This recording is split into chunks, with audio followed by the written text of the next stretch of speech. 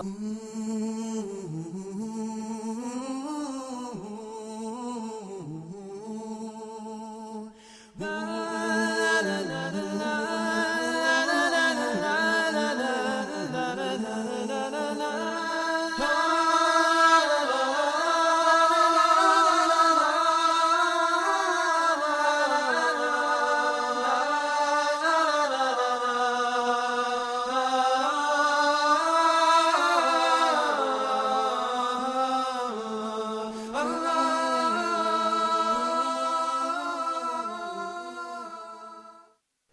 alaikum wa rahmatullah. Dear viewers, peace be upon you. Peace and blessings be on the last prophet and messenger of Allah, and may all praise be to Allah subhanahu wa ta'ala. This is one of the episodes we are having on the evolution of fiqh, and today inshallah we will be discussing our position from the disagreements of the scholars. In the past episodes, we had covered many issues pertaining to this introduction to fiqh, or this primer for a good understanding of fiqh. And we talked about the meanings of fiqh, linguistic and the terminological meanings. We talked about the scope of fiqh, transactions or acts of worship. We talked about the importance of learning fiqh, the moderation versus excessiveness, and moderation versus laxity, the source of fiqh, and the madhahib and their evolution. And we talked about some of the legal principles and some of the principles of the fundamentals of jurisprudence, al-qawa'id al-fiqhiyya and usul al-fiqh, that are of importance to us in the understanding of fiqh. We also talked about the disagreements of the scholars, and we said that the disagreements of the Muslim scholars is a sign of health, a sign of intellectual freedom, is an indication that the Muslims did not practice intellectual oppression. They did not have an oppressive hierarchy which reserved the right to give religious edicts, which monopolized that right at any point of time. Even the Khulafa al-Rashidun, the righteous Khalifas, the rightly guided Khalifas, did not monopolize this right for themselves. And then we talked about the reasons of the disagreements, and the last episode we were talking about our position from the disagreements. We said that some people may say we should always follow the stricter opinion. Others may say we should follow the easier opinion. Some people may say we should follow the opinion of the majority. We should follow the opinion of the scholar who's more pious. We should follow the opinion of the scholar who is more knowledgeable. We should follow the opinion that's more supported by the evidence, or we can pick and choose. Certainly, if we pick and choose, then it will not be a religion anymore. It will be a religion that we are making ourselves. It will be a religion that we are making ourselves. There will be a point where we can pick, but I will tell you when. To follow the opinion, the stricter opinion, we had talked about some evidence used by each one of these groups of people to substantiate their position. Why we should follow the opinion of the majority or the stricter or the easier. But we said that the proofs they used are not sufficient to prove their point. And the most likely, or the opinion that I believe to be most correct, is that you should, first of all, ask only scholars, knowledgeable people, and trustworthy scholars. And you should try to find the most scholarly and most pious that you can reach to. It certainly is not always attainable or possible for everyone in every place to find, the greatest of the scholars of the time. Yet you should aspire, try your best. In the past, they used to travel to ask about one particular issue, one mas'ala, one particular matter. They used to travel. Al-Khatib al-Baghdadi, in his book Al-Faqih wal-Mutafaqqih, the jurist and a student of jurisprudence, he said that if a person does not find a scholar in his neighborhood to answer his question, he needs to travel, to go to a different place to find an answer to his question. So you just can't ask anyone to give you any answer so that you can say, well, I have it. No, this is incorrect. And this is, this is an indication on our lack of piety. If we do this, this is an indication on lack of piety. The disagreements of the scholars serve a very important wisdom and purpose. It's a different test at a different level, a test by Allah subhanahu wa ta'ala. Allah wants to test us to see if we are truly impartial, if we are truly seeking His pleasure, if our target, our goal, our objective is our own convenience and comfort or the pleasure of Allah subhanahu wa ta'ala. Some things, halal and haram, that are clear in the Quran or the Sunnah of the Prophet sallallahu alaihi wasallam, they test us. They are certainly tests, but many people pass this test easily. Many of the righteous people pass the test easily. But Allah subhanahu wa ta'ala wants to discriminate between the more righteous and the most righteous. Allah subhanahu wa ta'ala wants to give another test, another finer test, to test the impartiality of the people and their eagerness to seek the pleasure of Allah subhanahu wa ta'ala. And He tests them by this particular one, which is the disagreements of the scholars. Someone who wants his own convenience and his own comfort will pick and choose, or will not try hard to find the right answer. Someone who's eager to follow the pleasure of Allah is like a sick person who wants to look for medicine, or who wants to look for a physician to treat him. Is he going to just go to any physician, just find anyone, walk down the street and find any clinic or any office, medical office, and walk into it? If he is keen to get the right treatment, if his disease is serious and he understands the seriousness of his disease and he wants to get better, he will look. He will look for a good physician. He will look for a trustworthy physician. He will look for a physician that is considered by the rest of the physicians to be one who is trustworthy and one who's clever in his particular profession. The same applies to someone who's asking a question about the deen. He should be looking for the person who will give him the right answer. What is the right answer? The right answer is the answer that is most pleasing to Allah. The right answer is the answer that is most consistent with the Book of Allah and the Sunnah of the Prophet ﷺ. So to start with, you will ask someone who's knowledgeable and trustworthy. You trust their knowledge and you trust their piety.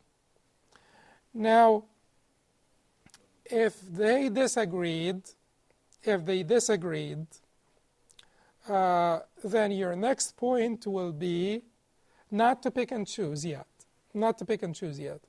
Suppose you went to two different doctors, and one told you you need to have surgery next week. One told you, no, you should not have any surgery. If you have a surgery, you will get very sick. And the first one who talked to you about the surgery, he said, if you do not have the surgery, you'll get very sick. What are you going to do? Are you going to just pick and choose? No, you're not going to pick and choose. You'll try to find out which one of them is correct. What you can do is you can ask a third person and try to look for cues, try to look for signs or indications that will make you comfortable that this opinion or the other opinion is the more correct opinion. Some scholars said if you ask a third person and the third person agrees with one of them, then that's 2-1, and that means probably you would go for the opinion of the two. Not necessarily, not all the time, and not necessarily. But asking a third one will benefit you in your search for answers. But eventually, you will have to exert your effort. Every one of us does have some mental capacity. So you should use your mental capacity to the maximum in trying to figure out which one of these two scholars gave you the more correct opinion. The same thing that you do when two different doctors tell you two different opinions. You should have the surgery, you should not have the surgery.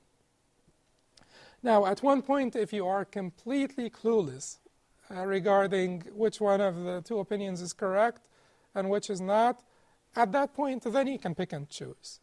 Because you have put effort, you have asked trustworthy scholars, you have asked scholars that have piety and knowledge, and then you have tried to look for answers that would make you comfortable, that would make your heart comfortable. At this time, you can pick and choose.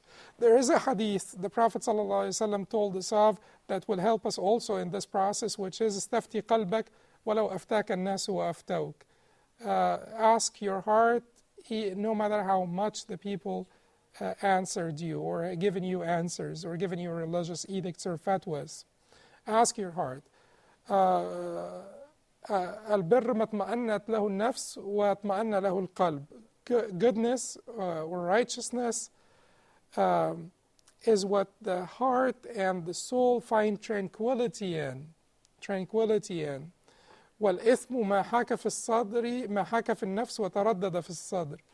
And evil is what you are uncomfortable with and you're reluctant about, you're hesitant about. You feel something is wrong about this. They told me it is okay, go ahead, go for it. It's fine, it's permissible. Something is wrong about it. I am reluctant. There is something inside me which is telling me, don't do it. It is not right. Then at this point, you should take this advice from the Prophet ﷺ. استفتي قلبك, ask your heart. If your heart is not comfortable, do not do it. Okay. Now, this is briefly what our position should be from the disagreements of the scholars, and we said that you will pick and choose, and at that time, if you picked the easier opinion, then it is not a problem. After all of this effort, and you have no clue whatsoever which opinion is more correct, based on the Quran and based on the Sunnah, then at that time, it will not be a problem for you to pick or to choose the easier opinion, and only at that time. Inshallah, when we come back after the break, we will be talking about ibadah. As we said before, the fiqh governs or controls our relationship with Allah and our relationship with the creation. The part that talks about our relationship with Allah is called acts of worship, ibadat. The part that talks about our relationship with the creation is called muamalat, transactions, adat, adab shar'iyya, customs, etiquettes, and so on. So we will be addressing the ibadat and certain points that will help us in our understanding and practice of al-ibadat, and in muamalat, certain points that will help us in our understanding and practice of the fiqh of transactions or al-muamalat. And until I see you, assalamu alaikum wa rahmatullahi wa barakatuh.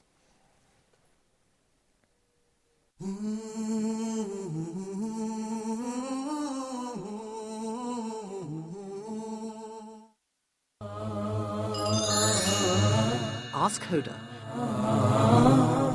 Dear brothers and sisters, welcome to a new edition of Ask Huda. I have two questions. Please go ahead. You can read it in Arabic and you can also understand the meaning in your own language. The different tafsir and the interpretation of the meanings of the Quran are available in almost every language that exists on earth by the grace of Allah. The water of Zamzam is for whatever intention you drink it with. Salih from Egypt his father passed away, and he asked about how can he help him. Very good question. Can they give a zakat to any of the dawah centers? The ibadah, or the act of worship, is a part of the unity.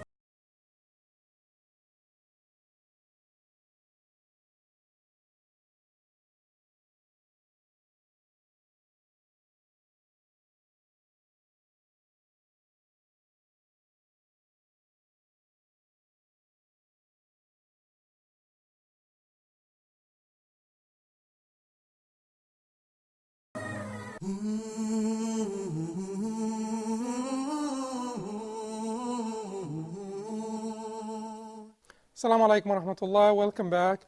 Before the break, we were talking about the disagreements of the scholars and what should our position be from these disagreements.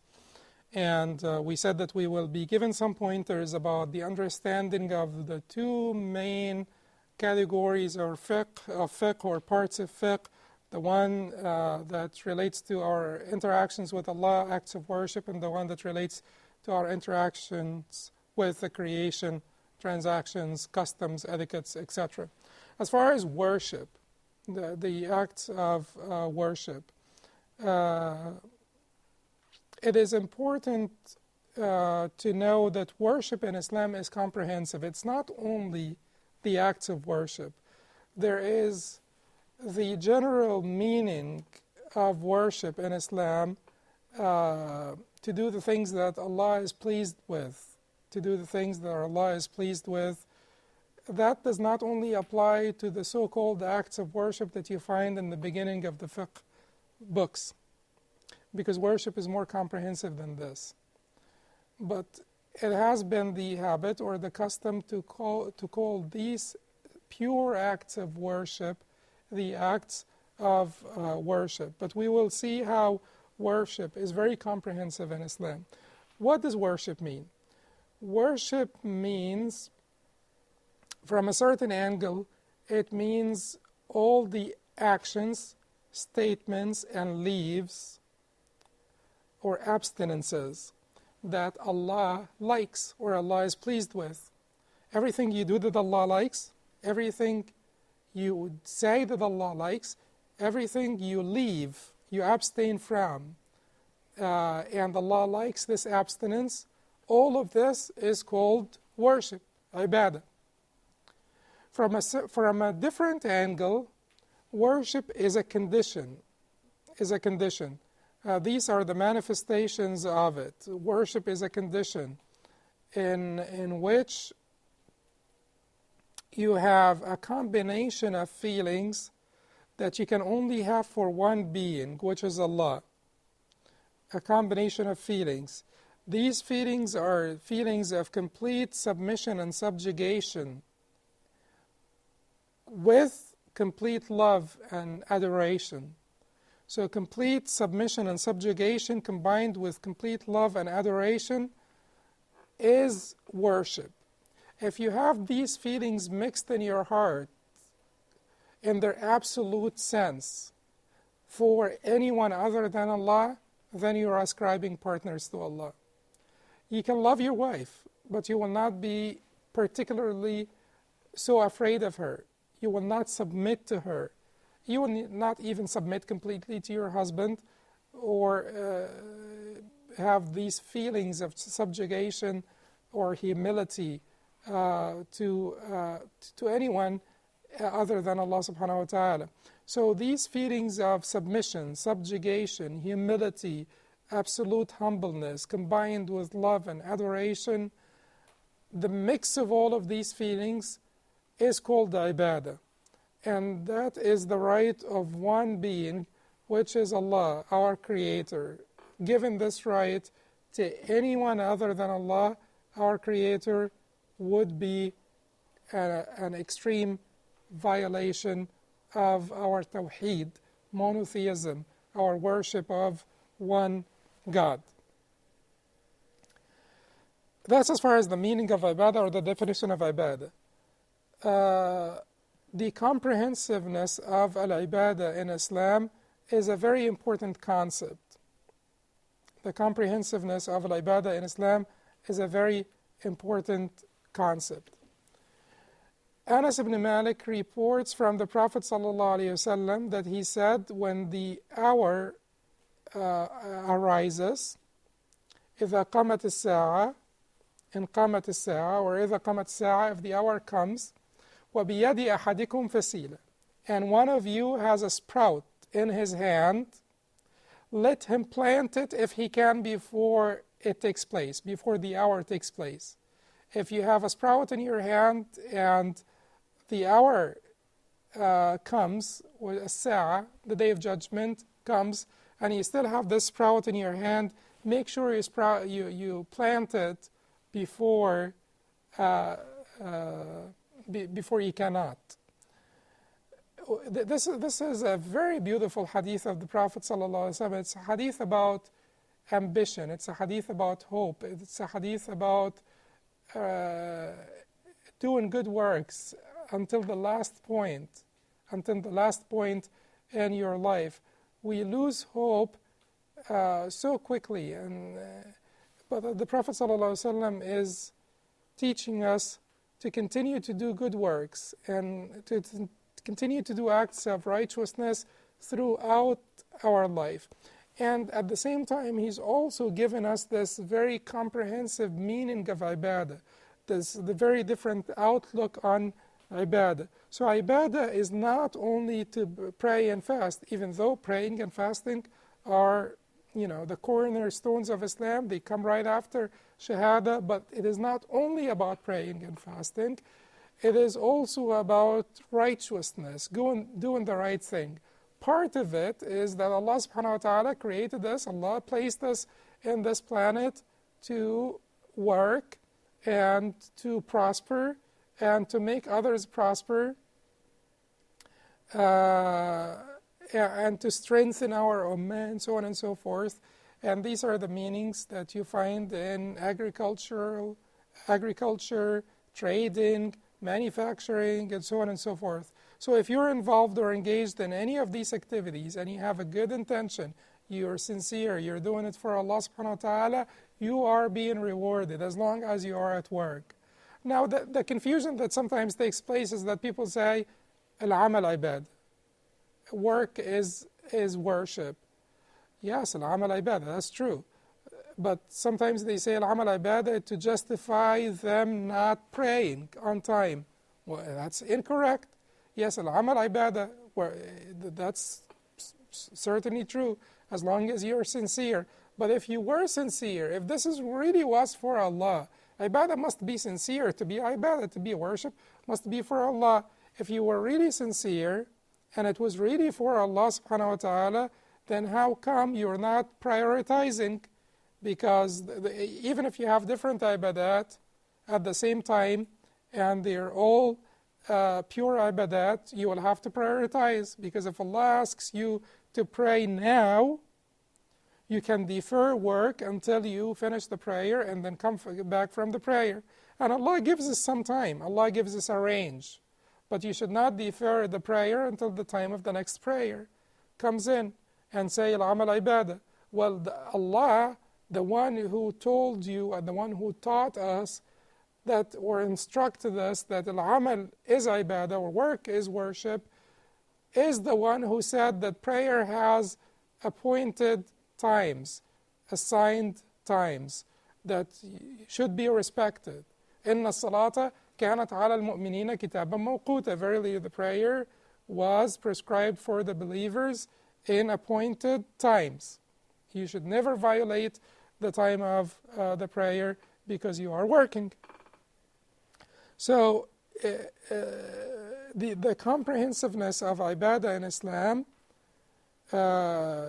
is a great aspect of this religion. It's a beautiful aspect of this religion, yet it should not make us confused about the priorities. And these priorities are priorities of time, priorities of location, priorities of talents, and we will talk about the priorities, inshallah, if not in this episode, in the next episode. The other pointers that I need to bring up here about ibadah is that ibadah can never be accepted unless it fulfills two conditions. One of them is sincerity, and the other one is authenticity. Allah said, وَمَا أُمِرُوا إِلَّا لِيَعْبُدُوا اللَّهَ مُخْلِصِينَ لَهُ الدِّينَ حُنَفَاءَ. They have not been commanded but that they worship Allah, and only Allah, with sincerity and straightforwardness, and perfectly perform the prayers, وَيُقِيمُوا الصَّلَاةَ, and give alms, وَيُؤْتُوا الزَّكَاةَ, and that is the right religion. وَذَلِكَ دِينُ الْقَيِّمَةِ. So Allah subhanahu wa ta'ala does not need our worship. Allah subhanahu wa ta'ala does not need our worship. So if you devote a worship or dedicate a worship to Allah and someone else, Allah does not need it. So He will give it to that one. And Allah does not accept of the worship that we do or the acts of worship that we do except that which was completely dedicated, fully and completely devoted to Him. هو أغنى الشركاء عن الشرك. He's the most self-sufficient of all beings, and certainly He's more self-sufficient than all the partners they ascribe to Him. So He does not need that worship that had mixed intentions. And He only accepts إلا يقبل من العمل إلا ما كان خالصا, that which is pure, وابتغي به وجهه, and His pleasure was sought by it, and only His pleasure. The second condition for an act of worship to be accepted by Allah and to be praiseworthy and reward-worthy also is correctness, to follow the example of the Prophet ﷺ, as we indicated several times in the past episodes. Innovation violates this condition. Innovation violates this condition. You cannot worship Allah except in the way He likes, except by acts of worship that He likes. In this hadith that was reported by Bukhari and Muslim from Aisha radiallahu anha, the Prophet ﷺ says, من أحدث في أمرنا هذا ما ليس منه فهو رد, or ما ليس فيه فهو رد. He who invents in that matter of ours that is not from it, it shall be rejected. It shall be rejected. A few pieces of advice that I have regarding the acts of worship. The first one is to hasten to Allah subhanahu wa ta'ala and not waste time. Use your time. Use your life before your death, as the Prophet said. Use your young age before your old age. Use your health before your sickness. Use your